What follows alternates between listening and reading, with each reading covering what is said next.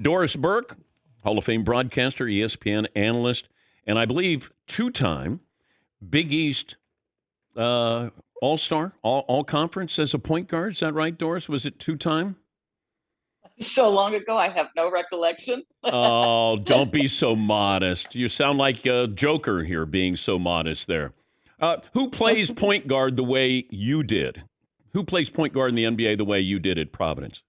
Oh, shoot. I don't have a great comparison. What I will tell you is I have sympathy for any point guard who's a scoring point guard with no jumper. So my game, Dan, was this. Out in transition, my handle was exceptional. I could get absolutely anywhere.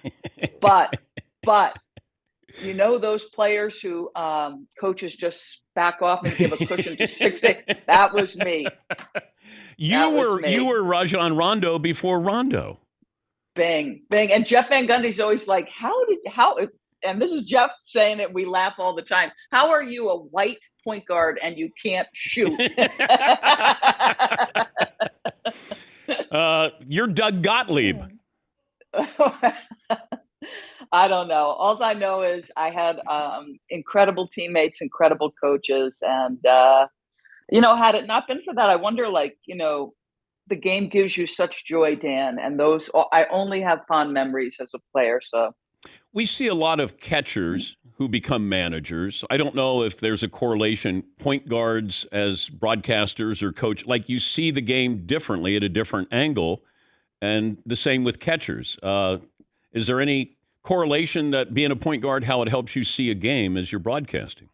Yeah, I do think, you are responsible to know every position on the floor, where the 4 or the 5 is going to be at any particular moment. And then, generally speaking, the ball's in your hand. So you should be communicating with everybody. And so I do think there is a little bit of a correlation, I guess, similar to a quarterback in football, right? Who or what decides the NBA Finals? Oh, boy. So many things are going to happen over the next 7 games. I can't wait to see the journey. What intrigues me about this matchup, one of the things that intrigues me is you have 2 superstars who love to empower the people around them. And, Eric Spoelstra has talked about, Dan, not being able to quantify the influence that Jimmy has on the group. I had a vote for the Eastern Conference Finals MVP. And when I texted the person at the league I was supposed to text it to, my first text was Caleb Martin. That young man had played so great. And maybe a minute and a half to go in the game, I changed my mind. Oh. And yeah, I did. And it was hard. Like that vote, if you saw it, it was so close. And I still don't know if I made the right decision. But ultimately, there's that intangible leadership confidence that Jimmy Butler sort of, it permeates the whole roster. And we underestimate Miami to our peril, right? They just spent 7 games disavowing us of the notion that Boston was the better team. And then Jokic, to access Jokic's brilliance, Dan, he had to come to grips with something that was probably uncomfortable for him a couple years ago. And that was there would be times where he would have to flex a little bit as a scorer and show off the array he had offensively. His first instinct is to pass and to make the guys feel good around him. But I just love that you have 2 superstars who want to play the right way and who want to make their teammates around them feel really good. I love that. Fair comparison to have Joker and Tim Duncan mentioned in the same sentence? Boy, that's I think so. I think the vision with which Jokic plays the game, the feel, the execution of these touch passes, the absurd passes where he's, leading people into spaces. As his teammate Aaron Gordon, who Joker described as the soul of our team, he said he's a savant. So I would say Tim was savant-like, maybe in different fashion.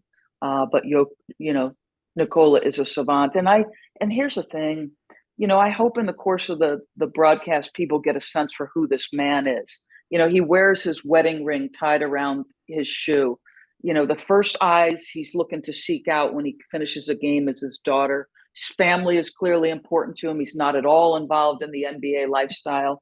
It's just something so appealing about the person, Nikola. Could say the same about Jimmy. Jimmy wants to play tennis and he wants to travel the world in the off season. He gets his work in, but these are 2 men with lives that are very rich around the game too. Can you teach what Joker sees on the floor? No, I don't believe so. And it's funny, there's that great line where Mike Malone was talking to him. And I love that Mike said, um, anybody who tells you they knew what Joker was going to be is full of baloney. Yeah. There's just no way. He showed up at Summer League 300 pounds and out of shape. And you have to admire Dan. He is not the two-time MVP if he doesn't change the level of physical conditioning. An 82 game schedule, but most particularly this March to June is brutal physically and mentally. Um, but I don't think you teach it. And he jokes about being a fat point guard. He's like, Coach, I was a fat point guard as a kid. Goes back to that point guard point you made earlier, Dan. You see it and feel it differently from that position. Can you teach what Jimmy Butler brings Miami? At the start of the series, and I'm going to be honest with you, I expected Boston to win. But one of the things I said before game one of the Eastern Conference Finals was Miami is the most physically and mentally tough team in the league and coached by a top 15 coach in the 76-year history of the game. Eric Spoelstra, I believe, is now 6-1 in the Eastern Conference Finals. You can't teach it. The other thing, you look at the growth, and I do think these players, Miami couldn't make a shot in the regular season, Dan, couldn't make a shot. They are first in percentage. Duncan Robinson, Gabe Vincent, and mostly Caleb Martin have been shot makers. I do think they have to do it again. How about Caleb Martin? Undrafted. I know we've made a big deal of it. In the Eastern Conference Finals a year ago, Dan, they wouldn't check the kid. They wouldn't guard him. They gave him 15 feet of space. And he said, hey, that was appropriate. I was not prepared for the moment, but shame on me if I'm not prepared the second time. And that young man to deliver the way he did in that series, just pretty cool. How do you think this plays out? I think it's going to be a longer series than people expect. I am curious to see how Miami feels. There were points at which I thought Jimmy fatigued. I thought you saw that in the middle of the series. Kyle Lowry, him as well. Eric Spoelstra maintains that knee is healthy, but remember, they shut him down for 5 weeks. I think that championship experience he brings is significant. I think you saw that in the Eastern Conference and episodically in the prior rounds. You do get the extra rest, but we are in Denver. I think it's at least 6 games. I will be surprised if Denver doesn't win, but I think it's going to be longer and harder than people think. Talking to Doris Burke, ESPN NBA analyst. She'll be on the call, ESPN Radio, for the NBA Finals. Best player you saw this year was who? Well, I voted Joel Embiid MVP, and I'm going to say this 100%, and I believe it to my core. When Joel is in shape and he's engaged and he's healthy, he can be every single night the most influential player on both ends of the floor. He has to decide now, after getting the MVP, does he want to follow up and be great again and now advance to a place where he isn't? But a very close second for me was Nikola Jokic. I went 1-2, and I will tell you those two positions, alternated all season. So those two guys. Would you keep James Harden in Philly? Well, with Nick Nurse, I think it becomes more problematic because Nick is a guy who wants to play aggressive defensively. He wants you locked in for the full 24. Think about it, Dan. In the 2019 finals, he ushers in what we see more and more of: the box and ones, the triangle and twos, the switching defenses. I say a lot of times, increasingly, it's getting hard to play in the NBA if you don't think it on a high level on both ends of the floor. And Nick demands a lot. The other thing he does is he plays his starters a lot of minutes, at least if you look at what he did in Toronto. So I don't know. These are the hard choices. It's the thing I understand the least, but I will say this. I don't think team success in any sport is simply a matter of the collection of talent. The pieces have to fit. There has to be some chemistry. You have to work well. You see it over and over. Curious to see if Denver wins. Does that have any influence in how teams are put together or the way people build their organizations? They drafted well. They were patient. They waited for Jamal to get healthy. Says something organizationally to me anyway. Also, I brought this up a couple of times. Tatum and Brown don't complement each other. They're sort of the same player, whereas Jamal and Joker complement each other. AD and LeBron complement each other. I think you can go down the list of teams when they're successful. You have those players who complement each other. That's what kind of concerns me with Boston. Jaylen Brown's a wonderful player, and they could have easily gone back to the finals. But would you give him a max deal? Would you want to have that pair for the next 5 years?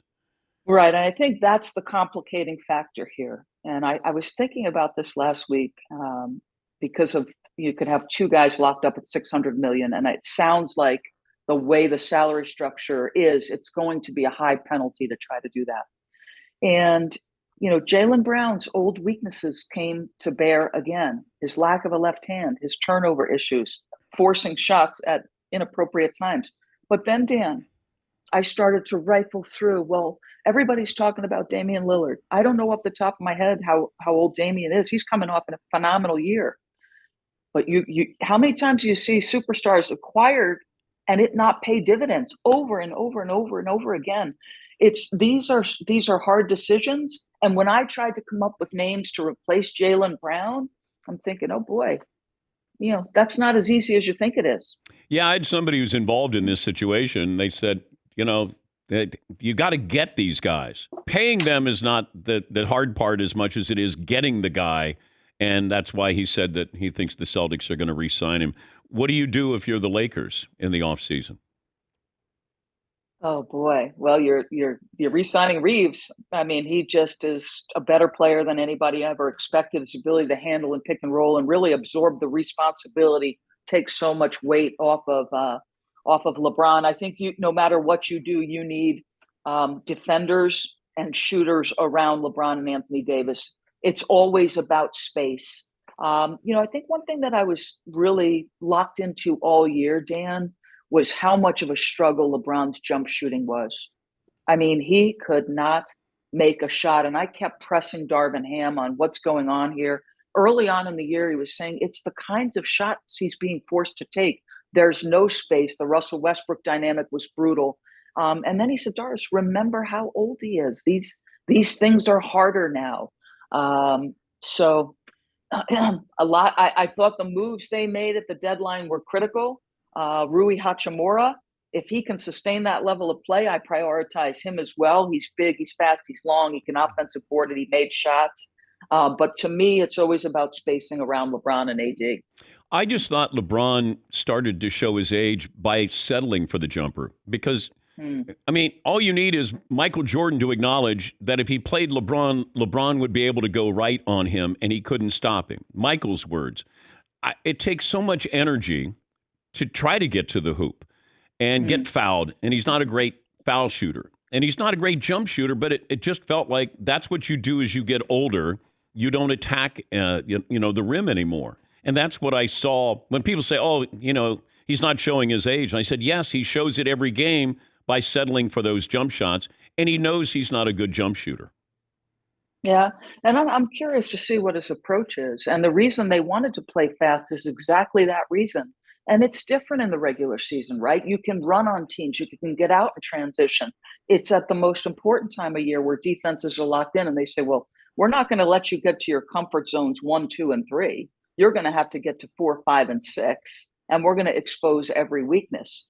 And so, yeah, this goes to what everybody expected in Los Angeles, Dan, and that was that Anthony Davis would be the primary option and the leader in all of those things.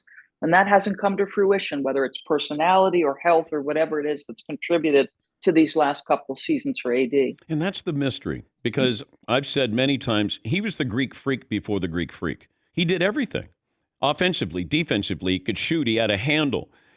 And then all of a sudden, he was nice in New Orleans. And then you play those big games in a big spotlight, and then we see who these guys really are. And that's what's frustrating with AD, is he's one of the top 75 players of all time. But there are times I don't know he's on the floor. Yeah. And it goes, and so this is what draws into sharper focus for me. What you said about AD draws into sharper focus a guy like Jimmy Butler, whose numbers in the playoffs rise. Yeah. His productivity as a scorer, as an assist guy, as efficiency. It takes something different at this time of year to succeed. And this is why, Jokic, the criticism and why, some people say, well, I'm not going to vote for him 3-time MVP, whatever the case may be. He hadn't had any success in the playoffs. That argument's laid to rest now. He's appeared in the finals and a very good chance to do it. But I would say this to you. I don't know who was debating it, but somebody was saying something. It's Jimmy Butler, a Hall of Fame guy, if he should win the NBA finals. I'd put that. I was interested. I haven't given it much thought. I don't know if it's something strikes you immediately about that for you. Well, I factor in college, and did he have a remarkable college career? No. And so he's bounced around with these teams. He finally got his team in Miami. Philly wanted, Tobias Harris instead of him, and what happened in Minnesota and then Chicago. It feels like he's pretty down. He's on the doorstep. He's right there to be a Hall of Famer. But it's tricky. I got into this conversation with Reggie Miller the other day. I said, is Al Horford a Hall of Famer? Because he won 2 titles in college. So if I factor in that, then is he a Hall of Famer? He's part of a championship team. I don't know. Does it feel to you? I mean, I'm just, feeling like I feel like almost NBA success seems like it's more important for Hall of Fame credential. I'd have to do a deep dive or have somebody from research at ESPN do a deep dive. It's a great point. You forget about the back-to-back titles, the appearances in the Eastern Conference Finals. It's a great question, great debate. Who knows? I know. Hey, great talking basketball with you. And always. Yeah. And the older you get, the better you were when you were in college. Just that's what I always say. And you're wearing your Providence. You got your Providence gear on, don't you? Yeah. If it's free, it's for me, Dan. And I'll take 3. Have fun. Doris, thank you very much. Have fun tonight. Thanks, Dan. That's Doris Burke, Hall of Fame broadcaster. She'll be on the call. By the way, first woman to be assigned NBA Finals game analyst role on any platform, radio or TV.